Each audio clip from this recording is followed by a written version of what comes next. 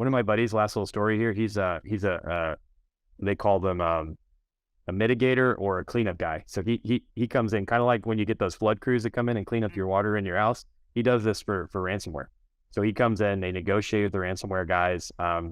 They get the keys, they unlock everything, then they harden everything. And by the way, like 98% of the time, they do give the keys when you pay them, because they don't want to have reputational risk of not paying. But a lot of what he's seeing are smaller financial institutions and municipalities, especially in Yes. Mississippi, New Orleans. He can't even talk about them because these are literally police departments and city halls and key critical services that are getting locked out of their data, and a lot of them are not making the media, right? Yep. So it's an important thing. You should call Eric and talk to his guys. I'm sure you're not going to get a sales pitch. You're going to get a pure solutioning perspective of what you need and what you might think. But it's important if you're an institution listening to this.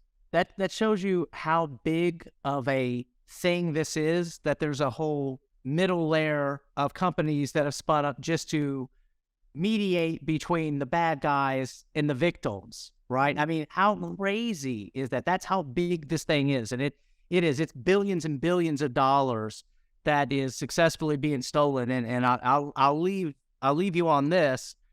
So much of the time, the weakest link is always the employees.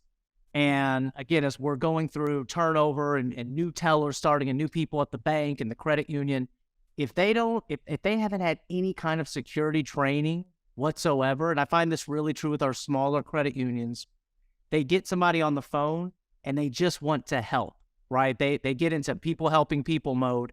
And by helping, they're really giving those keys, those proverbial keys, to the bad guy. So it's so big around education. So I think I think this is very, like I said, it's Wild West, early days, whatever you want to call it.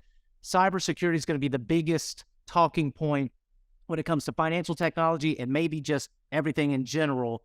I would say in the next 5 to 10 years, it's going to suck out all the oxygen in the room compared to anything else that we're talking about now, because it's just going to be that big of a deal.